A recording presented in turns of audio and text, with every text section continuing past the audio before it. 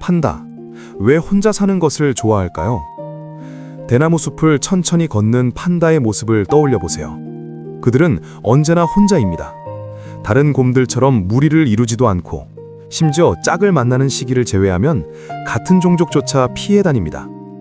왜 판다는 이토록 철저하게 독립적인 삶을 살게 되었을까요? 판다의 독립 생활은 단순한 성격 문제가 아닙니다. 이것은 생존을 위한 정교한 전략입니다.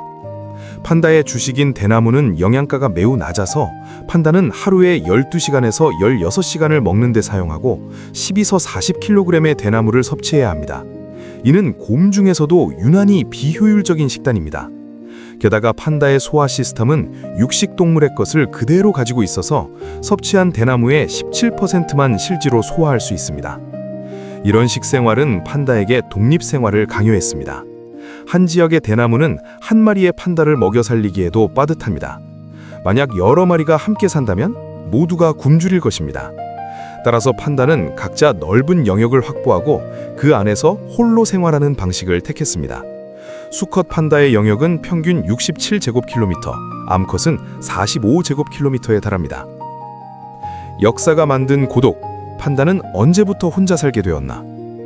판다의 조상들은 약 800만 년 전 지구상에 처음 등장했습니다. 그들은 한때 육식을 즐기는 보통 곰이었습니다. 하지만 약 200만에서 700만 년 전 지구의 기후 변화가 판다의 운명을 바꾸어 놓았습니다.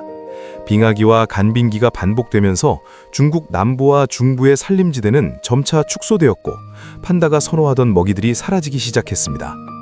이 시기에 판다는 중대한 선택을 했습니다. 먹이를 찾아 경쟁하며 떠돌아다니는 대신 한 곳에 풍부하게 자라는 대나무에 적응하기로 한 것입니다.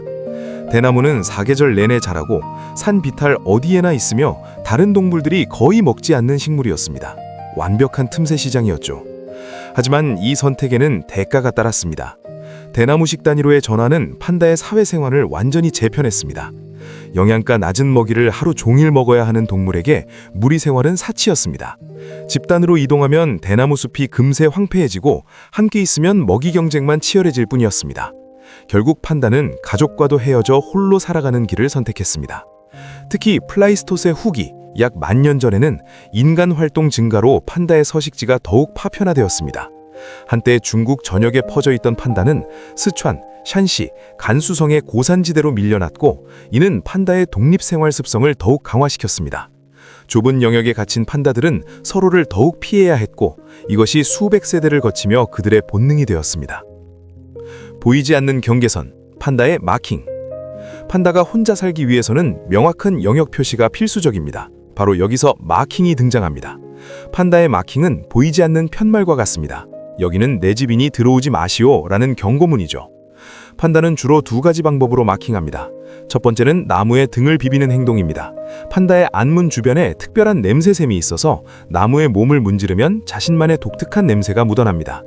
이 냄새는 판다의 신분증과 같아서 다른 판다가 맡으면 이 나무의 주인이 누구인지, 얼마나 건강한지, 심지어 언제 이곳을 지나갔는지까지 알 수 있습니다.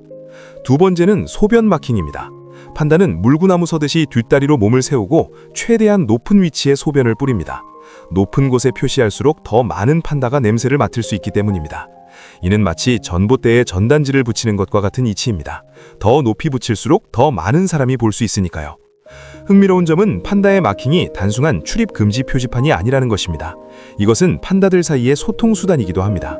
발정기가 된 암컷은 특별한 냄새를 남겨 수컷들에게 신호를 보내고 수컷들은 이 냄새를 따라 암컷을 찾아갑니다. 또한 마킹은 불필요한 물리적 충돌을 예방합니다. 판다는 냄새만으로 서로의 위치를 파악하고 거리를 유지할 수 있어서 직접 만나 싸울 필요가 없습니다. 1년에 단 3일, 암컷 판다의 짧은 가임기. 판다 번식의 가장 극적인 특징은 암컷의 가임기가 1년 중 단 24에서 72시간, 평균 3일에 불과하다는 것입니다. 이는 포유류 중에서도 가장 짧은 축에 속합니다. 왜 이런 비효율적인 시스템이 진화했을까요? 답은 역시 판다의 독특한 생활 방식입니다. 판다는 에너지 효율이 매우 낮은 동물입니다. 대나무를 주식으로 삼으면서 체내에 축적할 수 있는 에너지가 극히 제한적입니다. 임신과 출산, 육아는 엄청난 에너지를 요구하는 과정입니다. 따라서 암컷 판다의 몸은 한 해에 딱 한 번, 그것도 아주 짧은 기간만 번식 가능한 상태가 됩니다. 또한 독립 생활을 하는 판다에게 긴 발정기는 비효율적입니다. 수컷과 암컷이 넓은 산림에 흩어져 살기 때문에 서로를 찾는 것 자체가 어려운 일입니다. 만약 발정기가 길다면 수컷들이 한 암컷을 두고 오랜 기간 경쟁하며 에너지를 낭비합니다.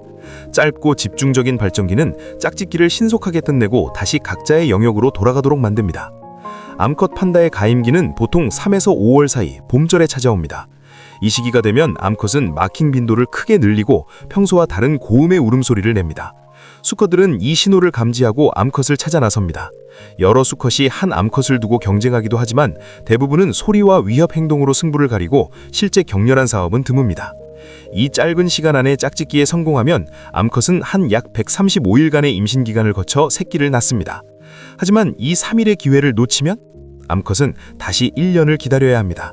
이것이 야생 판다의 개체수가 쉽게 늘어나지 않는 주된 이유 중 하나입니다. 홀로 짊어진 육아, 싱글맘 판다의 고군분투. 짝짓기가 끝나면 수컷 판다는 즉시 자신의 영역으로 돌아갑니다. 아기 판다의 탄생과 양육에 일절 관여하지 않습니다. 모든 책임은 오롯이 암컷의 몫입니다. 판다는 철저한 싱글맘 사회인 것입니다. 갓 태어난 아기 판다는 놀라울 정도로 작고 연약합니다. 몸무게는 약 100g에서 200g으로 어미 판다 체중의 한 900분의 1에 불과합니다.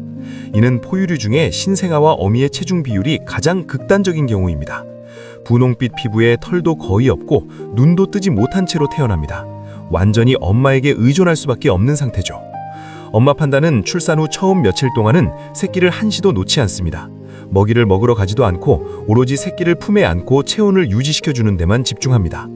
이 기간 동안 엄마는 자신의 체내에 축적된 지방으로 버텨야 하기 때문에 체중이 급격히 줄어듭니다. 만약 쌍둥이가 태어나면 어떻게 될까요? 안타깝게도 야생의 엄마 판다는 둘 중 더 건강해 보이는 한 마리만 선택하고 나머지 한 마리는 포기합니다. 대나무만 먹는 엄마의 몸으로 두 마리를 동시에 키울 만큼의 낭양과 에너지를 생산할 수 없기 때문입니다. 이는 냉혹해 보이지만 한 마리라도 확실하게 키워내기 위한 생존 전략입니다. 아기 판다는 생후 6주에서 8주가 되어서야 눈을 뜨고 3개월이 지나야 비로소 걷기 시작합니다. 엄마는 이 모든 과정을 홀로 책임집니다. 새끼에게 젖을 먹이고 위험으로부터 보호하고 나무 타는 법과 대나무 먹는 법을 가르칩니다. 판다 엄마의 모유는 다른 곰들보다 지방 함량이 높아서 작고 연약한 새끼가 빠르게 정장할 수 있도록 돕습니다. 이별의 시간, 아기 판다가 엄마를 떠나는. 아기 판다는 생후 1.5년에서 2년 사이에 엄마를 떠납니다. 이것은 판다의 생애에서 가장 중요한 전환점입니다. 이제 더 이상 누구의 보호도 받지 않고 스스로 살아가야 합니다. 독립의 신호는 대개 엄마 판다로부터 옵니다. 새로운 발정기가 다가오면 엄마는 점점 새끼에게 무관심해지고 때로는 악의적입니다. 자연이 엄마에게 새로운 번식 기회를 주는 동시에 청소년 판다에게는 독립을 강요합니다. 젊은 판다는 처음에는 엄마를 따라다니려 하지만 결국 자신만의 영역을 찾아 떠나게 됩니다. 독립한 어린 판다의 앞에는 험난한 여정이 기다립니다. 자신만의 영역을 찾아야 하는데 좋은 대나무 숲은 이미 다른 성체 판다들이 차지하고 있습니다. 젊은 판다는 변두리의 덜 좋은 지역에 정착하거나 다른 판다의 영역 틈새에 비집고 들어가야 합니다. 이 과정에서 많은 젊은 판다가 굶주리거나 다른 포식자의 희생양이 됩니다. 하지만 이 고통스러운 독립이야말로 판다라는 종이 수백만 년간 생존해온 비결입니다. 각자 흩어져 살기 덕에 전염병이나 자연재해가 발생해도 종 전체가 멸종하지 않습니다. 넓은 영역에 분산되어 있어서 일부 개체군이 사라져도 다른 곳의 판다들은 살아남을 수 있습니다. 독립한 판다는 3에서 4년이 되어 성적으로 성숙하면 자신도 짝짓기 시즌에 파트너를 찾아 나섭니다. 그리고 만약 암컷이라면 자신의 엄마가 그랬던 것처럼 홀로 새끼를 낳고 키우게 됩니다. 이렇게 판다의 고독한 삶의 순환은 계속됩니다. 판다의 독립 생활은 그들이 선택한 독특한 생존 전략입니다. 영양가 낮은 대나무를 주식으로 삼으면서 판다는 다른 동물들과의 경쟁을 피했지만 대신 혼자 살아가는 외로운 삶을 받아들여야 했습니다. 짧은 가임기, 홀로 키우는 육아, 어린 나이의 독립까지 모든 것이 이 기묘한 선택의 결과입니다. 하지만 바로 이 전략 덕분에 판다는 수백만 년을 살아남았고 오늘날 우리에게 사랑받는 존재가 되었습니다. 그들의 고독은 연약함이 아니라 놀라운 아득력의 증거입니다.